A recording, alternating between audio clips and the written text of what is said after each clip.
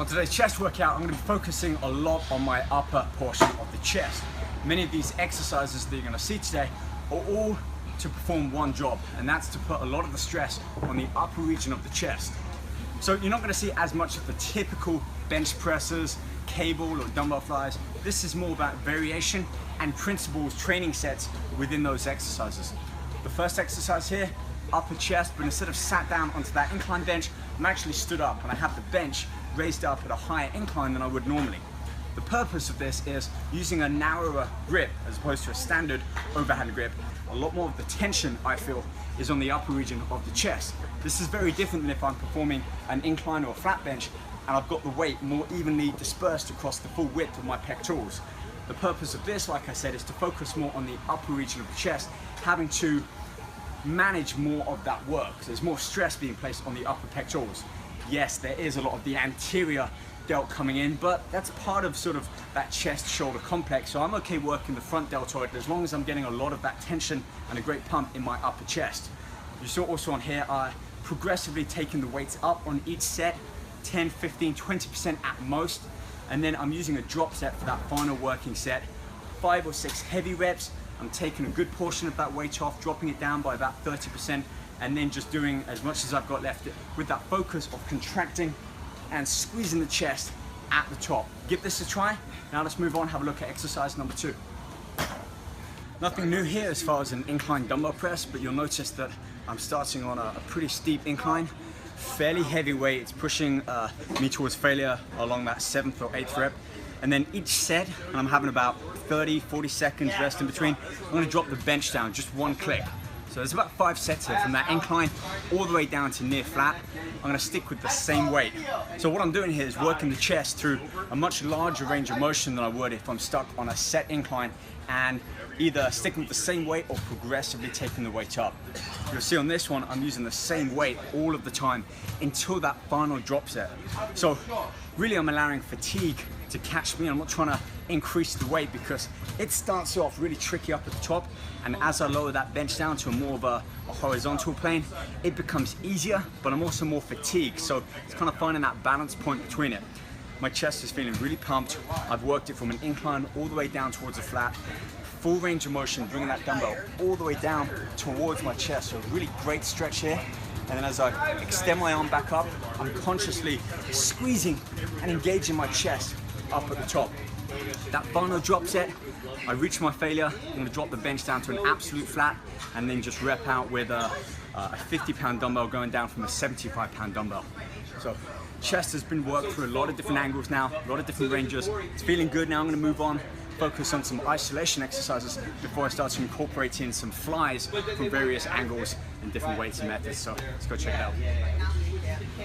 So with exercise number 3, this is it's an isolateral incline press, a hammer strength. Basically I'm doing a machine press, but I'm isolating one side at a time.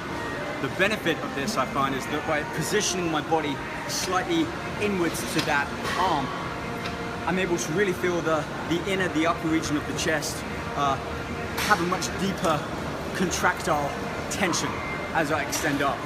I also find it very good for working through a sticking point.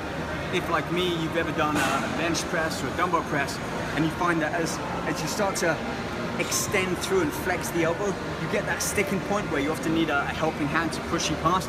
I feel that this machine, depending on how low you have the seat, and for me I have it probably lower than most, so I'm pushing upwards slightly, it's really working the ligaments and getting that angle when I have to push through that sticking point. So towards the end of my working set, I do a drop set. I actually start out with as heavy as I can manage for about 10 quarter reps. So I'm only working through a limited range of motion, pretty much all the way down, extending up so my elbow comes past my chest and then back down. That really pushes me beyond my threshold. I then drop the weight, full extension at the arm, gives me a tremendous pump in my chest. Another great thing I love about using machines within the chest workout is that they do offer a fixed range of motion. So I'm not having to involve other muscle groups that I would when I'm doing a free weight exercise or even cable. That's the great thing about this particular chest workout. I'm incorporating a lot of free weights, machines, I'm isolating, I'm using compound multi-joint lifts. There's a whole range of variety and different training principles incorporated into this routine to fully ensure I'm working an overall chest, but also focusing more on the upper portion of the chest and using a lot of drop sets and rest pauses to be able to push past that threshold and push it up a little bit more. So we're about halfway through the workout. Done really well so far. I'm going to move on. We're going to start to focus on some dumbbell flies and add in a circuit back and forth with that exercise as well. So let's get to it.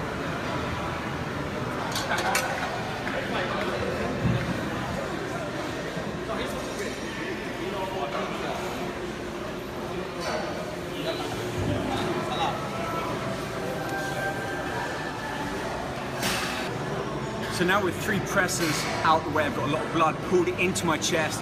Feeling really good with that extension. I now need to incorporate some flies in, which is the natural movement of the pectorals, this kind of wing-like or tree hug action.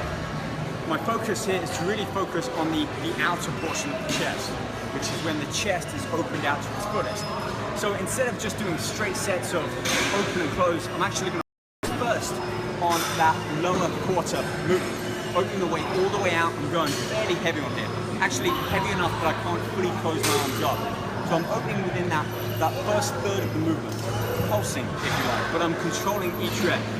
7, 8 reps here, and then you see by the second work set, I'll include a drop set. So after I've maxed out as much as I can manage with that, it's a really good stretch here. You see my elbow is slightly bent, therefore it's the pectoral doing the work.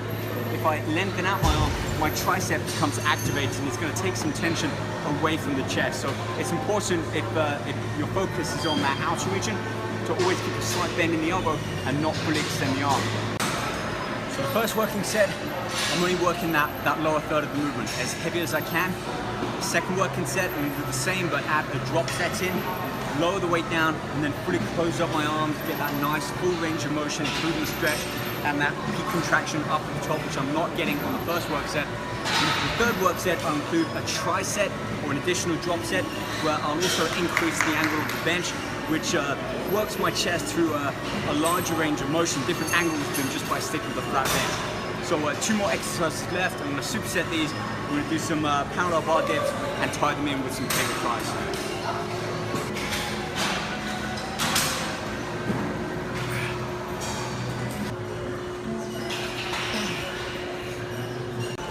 Final superset here, parallel bar dips, which I know many people think it's probably for the triceps.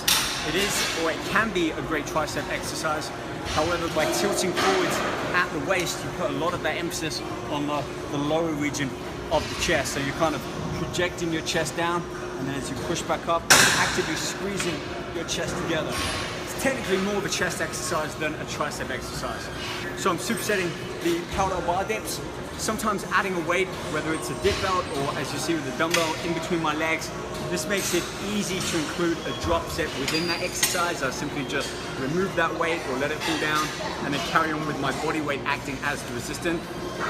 Moving on to the cable flies, I've opted for a machine type cable fly, a fixed cable fly, so that I can really focus and isolate that fly type movement. However, I am still changing up the angle. I'm doing some high flies, even some lower, and also some midpoint flies. So that would be my main tip here. Regardless whether you're doing it with a free range cable fly or a fixed cable fly machine like I'm doing it here, vary the angle of the fly.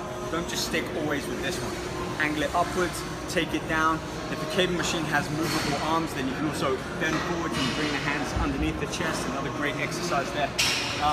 3 sets here. Not really worrying too much about the reps. This is at the end of the chest workout, so I'm just looking to get the most out of each rep and really focus on that contraction, the squeeze at the end, and that full range of motion. So lots of different variations within this chest workout. I'm not saying that you should follow every exercise as I've done. This video is really just a showcase of many of the exercises that I'll either use within my workout or I'll alternate. So be sure to check out more on my Facebook. I've got a lot more videos on there, and you've got links to the full article so that you can actually look and study each exercise start to finish and make sure that you're performing it and executing it correctly. Alright guys, thanks for watching. Make sure you have subscribed. We've got new videos coming every week, so check those out. I'll be back soon. Take care.